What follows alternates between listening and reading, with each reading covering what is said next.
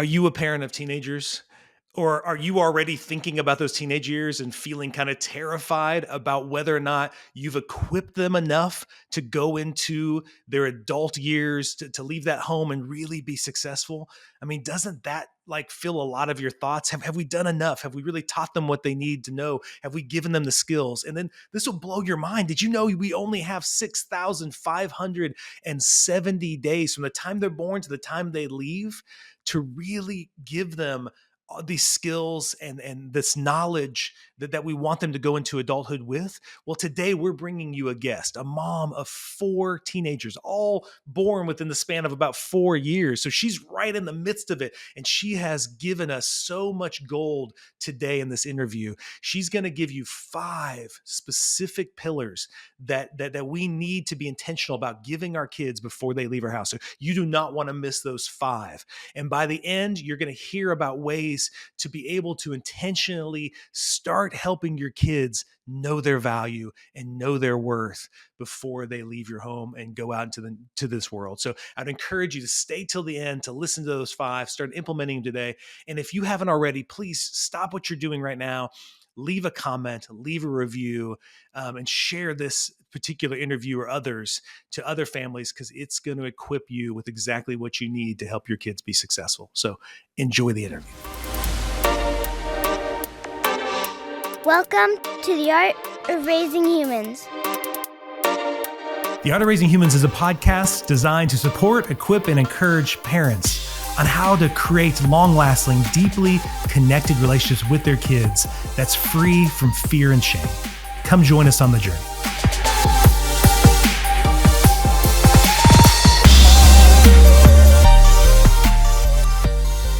Hello, and welcome to The Art of Raising Humans. I'm Kyle. And I'm Sara. And today we're going to talk about teenagers. You know, Sara, a lot of parents, you'll hear them so scared about having teenagers, you know, and they're really intimidated about those teenage years. They're like, oh my gosh, if we can just get there and survive those, you know, they're just really scared of it. And I know we've always been pretty excited about the teenage years, you know, and today we want to bring on a special guest who she loves the teenage years as well. And if you have a teenager, specifically a teenage girl, but any teenager this will work for, but specifically teenage girls, she is going to blow your mind with some great tips on how to help those girls become women who are really like know their value, know their self-worth. And she's really, really passionate about that. So without further ado, I want to say welcome, Nellie. Hello. Thank you so much for having me. And Nellie, I want everyone to know you're not just a lady talking about having one teenager or even 2 teenagers, but you've got 4 teenage daughters. Okay, you're an author and a speaker, and I love this in your bio where you said that you help parents love and lead their daughters in a way that teaches them to love and lead themselves by building a strong foundation of worth, esteem, and confidence in them all before they leave home. Mm-hmm. And who doesn't want that? I know. I was actually, so Kyle, you know, you guys met before I met you, but when he introduced me to you, I was so excited for this topic because, in fact, this morning I was having a conversation with my teenage daughter, and she was talking about different body sizes and, you know, like weight and all that stuff. And I thought, this is just so needed. These girls get these messages so young, and what's your value, and what it's caught up in how you look. And she even says sometimes even when people tell you you're pretty, you almost don't even like it because of the pressure that comes with that. Yeah. And it's, I mean, this was just a little bitty conversation, and we need to have a lot all her teenage years. But I was so excited to have you here because I know every girl out there, I remember. And you still feel it, I think, all your life, but it's hard. And I really am excited to hear what you do and just your story and all the things for girls. Well, real quick, Nellie, before you get into that, I want to say this isn't just a podcast for moms talking about this stuff. That's vital. But dads, if you're listening, like, you need to hear this, like, for goodness sakes. Even as Sarah's saying that, Nellie, I'm thinking, okay, I need to really listen really good here because I don't want to suck as a dad of teenage daughters, right? Like I think I have it kind of pictured in my mind what it's like to be a dad of a teenage son. I think I've got that kind of vision in my head. But man, to be a dad of teenage daughters. So we really want to hear about, like, how did you get into this? Why are you passionate about this? Well, that really goes back all the way to the beginning of my own, journey as a young woman myself. And so, it was my dad died when I was super young. I was just one, and it was just my mom and I. And then she got remarried and had my brother and sister and things. And so my childhood, although it was good in many aspects, it was very busy and it was full of some traumas and dramas and things like that. And so when I left home at 17 to move 7 hours south and, didn't see my family for months, I really was not, and I could not have told you this back then. So anyone listening who has a 17-year-old, do not expect them to be profound and self-reflective like this, because I certainly didn't know, but I was not prepared for the world. And I was more released out into the world. And it's kind of like, you're going along. You mentioned survival mode that many people can get in the teen years, especially preteen and teen. And you go along on this conveyor belt of, checked boxes of, okay, I had this birthday. Okay, we got the driver's permit. Okay, we got the license. Yes. We went to prom, or, whatever it is. And then there's just a drop off at the end with a sign hovering above it that says, good luck, see you later. And that's right. Yeah. And you're being released out into the world. And what happens then is, as young men as well, but especially as a young woman, you are in this void that then you just start grasping and grappling for any sense of worth and security. And so that can look like anything from, I'm going to get really good grades, or I'm going to stand and get really bad grades because that's who I am, right? Or it could be accolades, it could be sports, it could be clubs, it could be relationships and boys, etc. And if you are seeking any of those out with the sheer, perspective and passion of, if I do this, I will be worthy, then what you're going to find is not going to be worthiness. And, that's what happened to me when I left home. And it took me down, and it takes anyone down, some really dark paths and corridors. And so then in the midst of all of my very in-depth, decades-long healing process from things that had happened during that time for me, I was blessed with 4 daughters within 4 years. And so, Wow. Yeah. Yeah, because you have twins, right? Yes. You have twin girls, I have too. twins in the middle. So my daughters today are 19, 16, 16, and 14. And so, we are very much in the middle of everything happening in the mecca of teenagehood, if you will. But we almost lost my husband when my daughters were very young too. And it was a time that was very clarifying, when you're faced with things like that. He was in cardiac surgery, and I had a 4-year-old, 2 twin 2-year-olds, and a newborn. And, we didn't know if he was going to make it or not. And things just get really crystal clear. And I look at them and I'm like, okay, we only have a certain amount of time, 6570 to be exact, 6,570 days. That's how many days are in 18 years. So approximately that long, in order to build them into who they can be, in order to be equipped to be out in the world. Because we're always raising, to the point of the title of your podcast, which I absolutely love, right? We're always raising humans. We're raising adults. We are not raising kids. And so I was able to look at my newborn even at the time. And I've had the pleasure of being in the birthing suite with some beautiful babies in the past couple of years, and even looking at them and saying, oh, look at this beautiful young woman, right? And let's see, how we can build you and be with you along the way. And so that really, along with my career in, biology and psychology, and I worked in the animal field for a while and got to see the black and white nature of childhood, to the much more messier human component that I've been in for the last decade plus. That's really the roads that have led me to the work that I do today in order to help build this foundation during the childhood experience, when their brains are a lot more malleable and formable, versus in adults, like I had to do, which is the other side of the coin to my work, is helping women who need to rebuild or build for the first time this foundation as adults. It's much harder. So let's do what we can for families during their childhood experience. And that's where I am today. Yeah. Wow. That so much.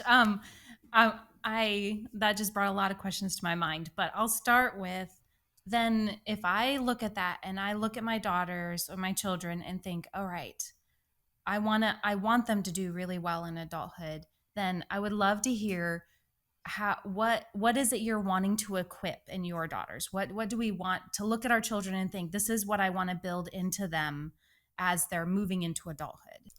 So yes, what everyone wants to build is going to be a little bit different, but I think you're going to be hard pressed to find any parent that says, no, I don't think I want my daughter to have any self-worth or esteem or confidence, right? Right. Yes. And so these are the foundations that you want to build right there, but they need to be built on something. Just like a house needs to be built on something. You need to dig down to the bedrock, right? And there's some understandings that need to be there: biology, psychology, their faith structure, culture, how they relate out in the world, right? And so that's going to be the bedrock that then this foundation of worth, esteem, and confidence is built on. So you can see in even just the 7 things I just mentioned, it's very individualized. And so, one of the things that they say, quote unquote, is, no one wrote the book on parenting, which is or isn't true. Because if you go to the bookstore, there's entire sections on parenting. But here's the thing, that is, somebody had success in this. And so they're like, okay, this is how everyone, quote unquote, should parent, right? And there's that should word in there, which, brings with it a whole host of other baggage. But what I really encourage parents to do and understand is that it is their job and their duty to write the book on parenting for that child. And every child is different. I have 4 daughters. I call them 4 corners of a square. They're all very different, including the twins. And I have to write the book on how to parent that one and that one and that one and that one, right? So even within the same home, it's very different. And so when you can pull out and say, okay, this is what we want from a 30,000 foot view. Okay, now let's go in and make it for you. And you, and you. And that all has to do with their value system, which is unique and different for everybody. It has to do with how they communicate and relate with the world, how they take in information, how they share information. It has to do with their biology, what's going on in their, different brain. Everyone has a different brain. And, and between men and women, it's a very, very different brain. And so understanding those uniquities are really important. But to your point, Sara, that you were asking, it really comes down to, okay, worth, esteem, and confidence. And esteem is really value and appreciation of self. And it has to go in that order. You have to establish the worth before you can start to establish, value and appreciation. You can't have value or appreciate something if it's unworthy, right? And you certainly can't have confidence, which is belief in self, if you don't value it, if you don't appreciate it, and if you don't think it is worthy. And so it really has to be in that stair-step model, if you will. And then on top of that, you have the bedrock, and then you built the foundation for them in the first part of childhood, with them in the second part of childhood. And then they are at the point that they are launching into life. And the house that's on top is the life that they build. Yeah. Yeah. I wanted to repeat those 3 for the audience again. So worth, esteem, and confidence. Right, Nellie? That's the order, right? Absolutely. Worth, esteem, and confidence. Yes. And then one other one that I've always loved, that when I first met you, it was that stinking number 6570, that just like, Sara, we only have 6,570 days to really do our best work. Yeah, this is when we really got to shine. Right. And it can feel like pressure part of me as a parent goes, oh no, it's all I've got. And then another part of me is so grateful to know that number, because because I now hold that information, I can do something about it, and I can approach that every bit of those numbers with intentionality, and having that in my mind, instead of letting it slip away and looking back and going, oh, I wish I would have known that. I wish I would have had that in my mind to be intentional with. Absolutely. Yeah. Absolutely. And, you hear things like, I was just speaking recently, and, there's the 18 Summers, which love that book and love the intentionality of that.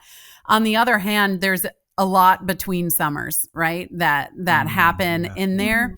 And we want to have fun and we want to create this beautiful childhood experience. But on the other side of that coin, we have a job to do to prepare them and equip them for life after they leave home. And I'm all about, building a beautiful childhood, but it has to go beyond that. It is our humble responsibility as parents to equip them for the world.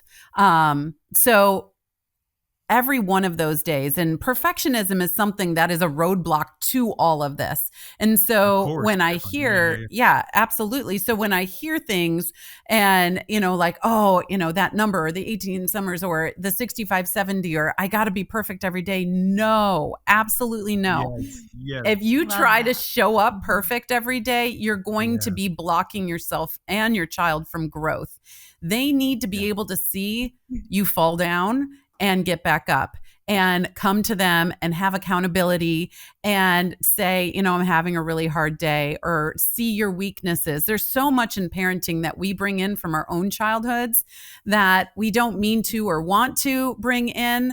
But when we can just be open and honest about that, and my kids know, for example, that worthiness, you teach what you know well, right? Worthiness is a big struggle for me. It has been my entire life.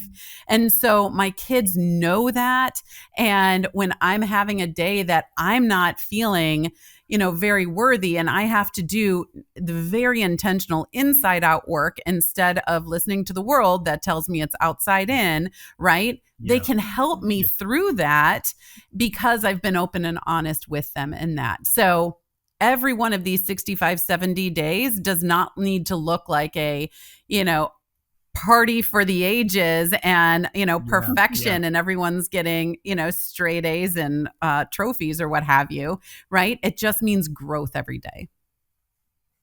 Well, I was wondering if worth is the first step, what are some specific things that you help parents do to start building that worth in their kids, no matter what age they are? What's some specific things they can be doing today to help build that worth? Yeah, absolutely. So there are 5 pillars of worth that every human that ever was, is, or will be needs in order to build that worth. And like I said, we need to teach and live this inside out instead of outside in. And that is a daily, sometimes multiple times daily choice and struggle.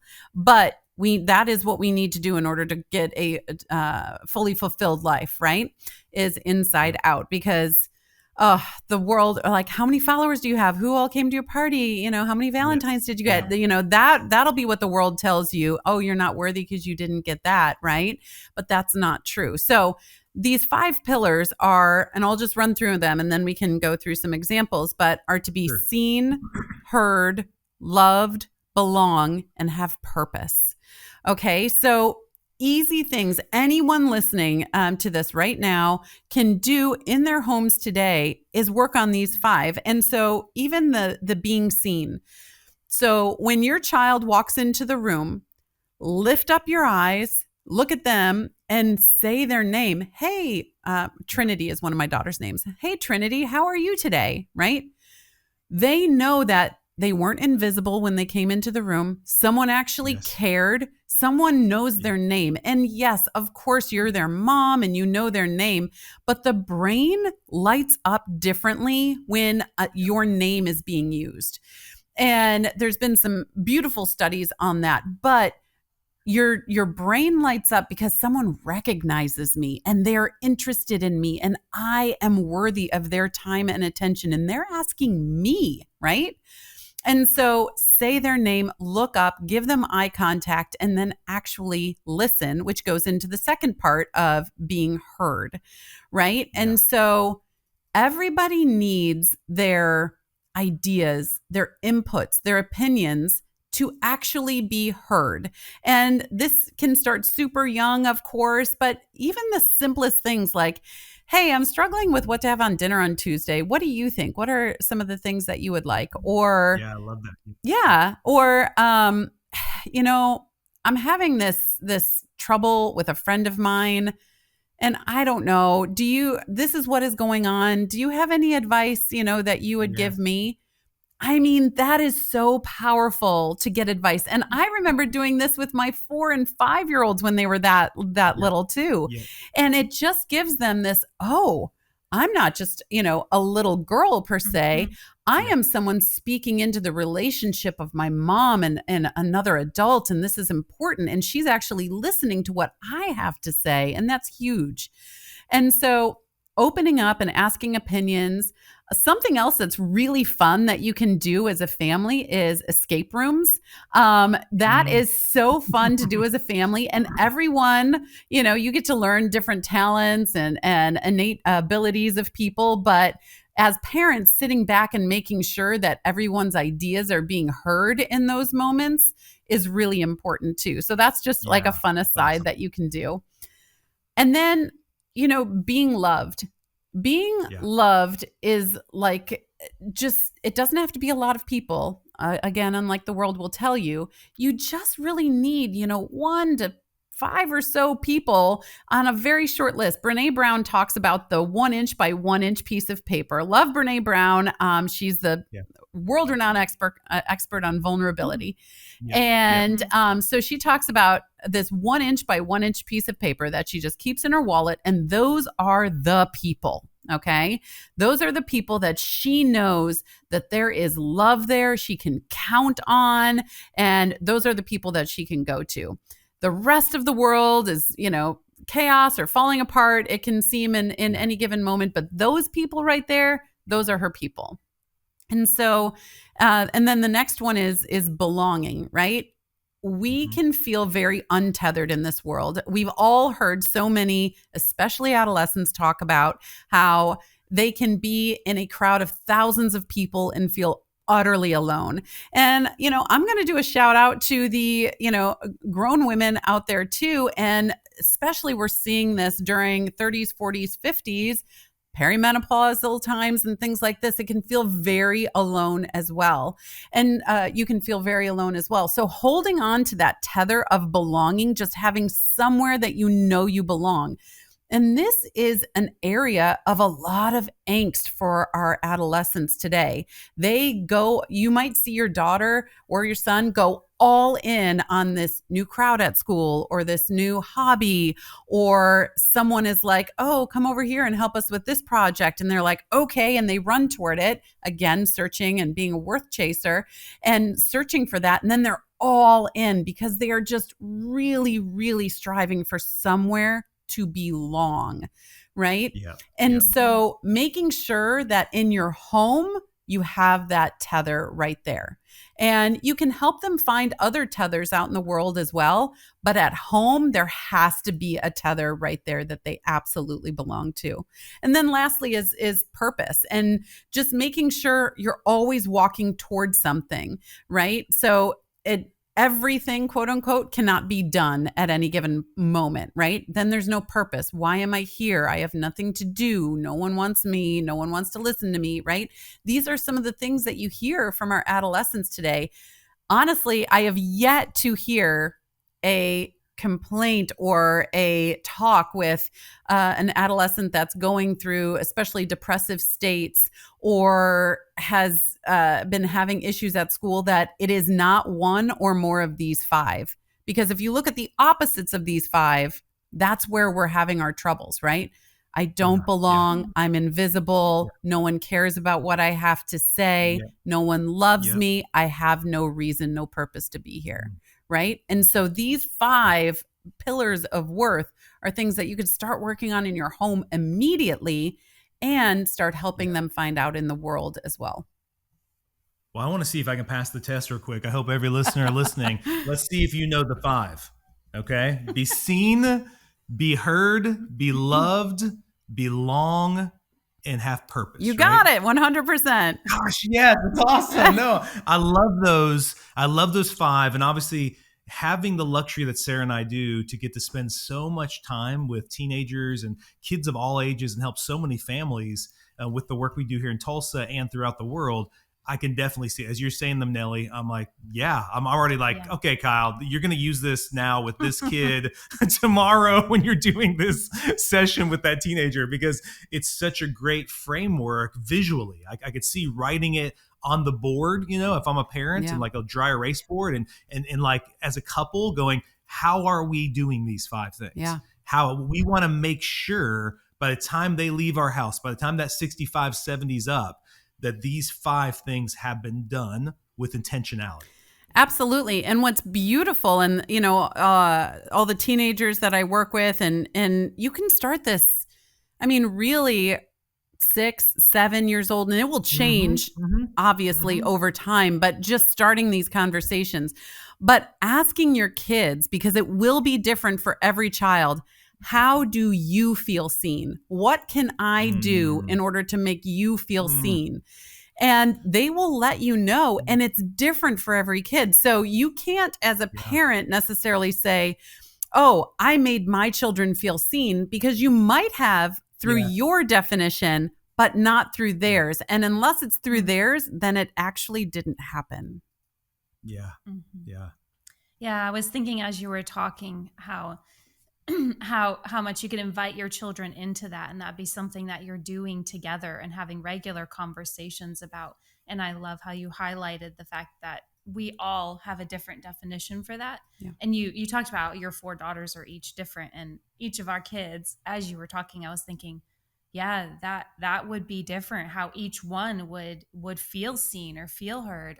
So I love the idea of just bringing to light, let's have conversations with them. Let's ask them how that works for them, how they feel seen and heard. That's really well. I'm also really thinking in just the differences in the kids, Nellie, how I think some might say, oh yeah, I definitely feel seen, but I don't feel heard. You know? Or I definitely feel heard, but I'm not seen. Because each one of them, since they have different personality traits and different ways they show up in the world, I can imagine out of those 5, there would be a few that are stronger and a few that are weaker, Absolutely. And then you're like, okay, with that kid, we really need to emphasize those particular 2, because doing those 3 seems to be easy, like maybe belonging is easier for that kid who's a little more extroverted and can quickly make connections, where the other one maybe struggles a little more because they're a little more introverted, right? And so I could see just by doing that, it's also giving yourself a framework by which to do it intentionally, but also for a way for them to communicate back to you how they're not feeling worth because one of those is lacking. And then they can invite you into that. I love asking kids, as young as 6, 7, whatever, like for them to say, I would like to be seen more, or I'd like to be heard more. I'd like, I too often, I know just in our home, our daughters are very good at speaking their minds and what they want. And our son kind of struggles with that a little more. So whenever he shows up and his voice is heard, we're like, whoa, dude, he like, we're cheering him on. Like I remember one time we had this issue with our dog when we first got our dog, and the dog was a little puppy. And about 3 days in, I thought we made a huge mistake, and I was going to give the dog back. I was like, we don't want this puppy. And I remember I was expecting big emotions from my daughters about it, but it was actually my son's voice that moved me the most. Like he was really quiet and I could tell he was sad. And then I said, Brennan, what do you think about this? And he just said, so you're saying because the dog's hard, we give it a few days and then we just throw him away? Is that what you're saying? Like the way I was like, no, that's not what it is kind of what I'm saying. What is the message I'm getting here from Dad? That's right. So I was like, shoot, we can't give the puppy away, because I don't want him to think that's what we do when something's hard. We're having a hard time with some living animal. We just discard it because it's difficult. I feel like I've lived that exact same scenario with one of our cats. So, but Yes. one of the most important ways in order to have this dialogue with your kids, because they won't necessarily want to say it around the whole family, Yeah. right? And I love Absolutely. the idea of family dinners and, having family time. And we do that a lot. But what really is imperative is that one-on-one time that you have with your kids and setting up a standardized one-on-one time. So like in our family, every Tuesday and Thursday night for about 45 minutes, and it starts at 9 p.m., we go upstairs and my husband's with a young woman, I'm with another, and then on Thursday we're with another, and the next week we switch. So my kids know that every week they are going to have about 45 minutes with mom or dad, depending on the week. And what you learn in those conversations and the questions that you can ask are so much deeper and vulnerable than if you just asked it around the dinner table or at a family meeting, which I also love, family meetings. We just had one about, summer responsibilities the other day, and I handed it out so everyone knows exactly, clear as kind. So everyone knows their expectations, personal, household, etc. But for these questions, it really is, one-on-one work. So how do you feel loved? Because if they feel all their siblings and everything looking at them, they're like, I don't know. I don't want to say, I might seem weak if I say, what I do or what have you. And so I encourage one-on-one conversations for these for sure. That's so good. And I would imagine, I know, depending on our kids, they have different personalities, and there's some work that I feel like I have to do to help them learn how to just have that insight and dig deep.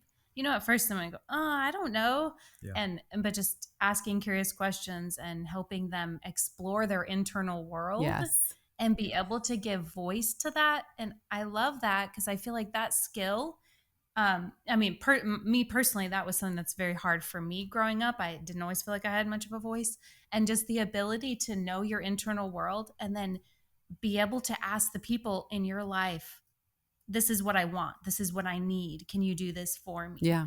I think that's a really, really great skill to be doing with your children. So I love how you highlight that and even give us really tangible, practical ways to be doing that with our children so they can grow up into other relationships and be able to do that. Yeah.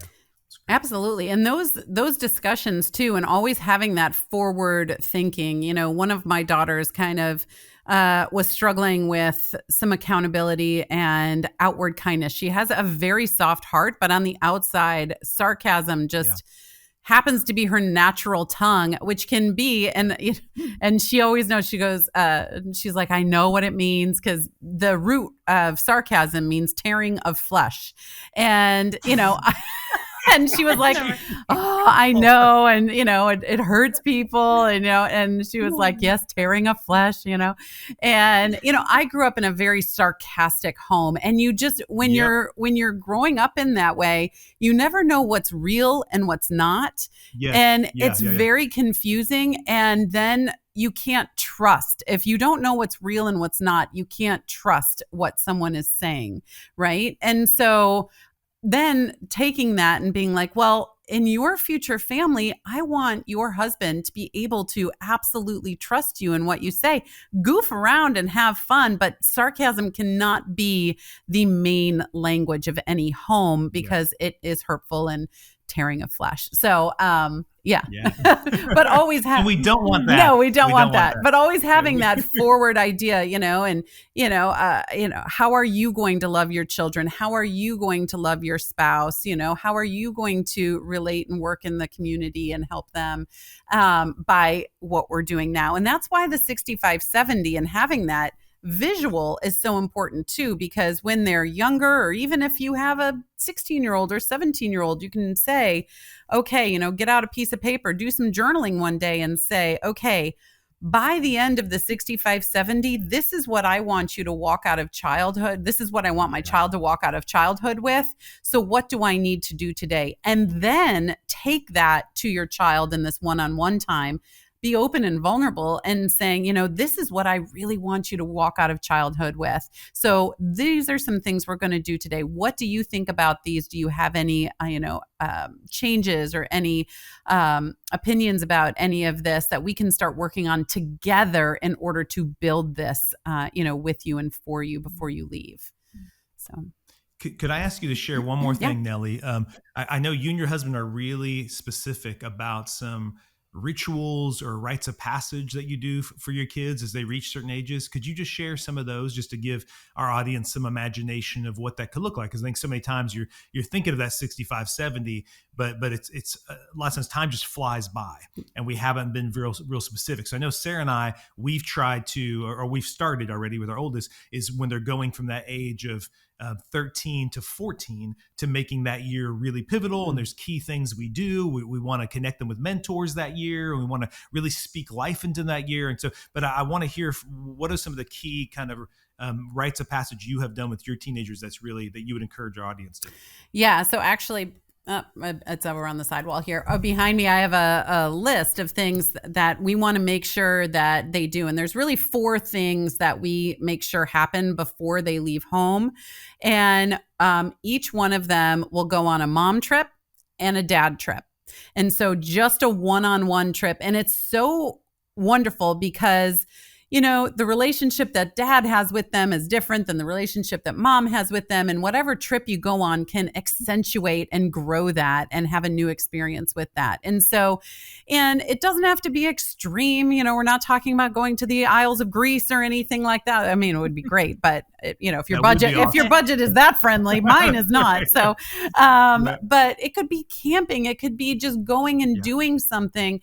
But yes, having a mom trip and a dad trip that mom and dad both plan. You can keep it a surprise if you want to. You can share it. You can plan it together if you want to, whatever you want.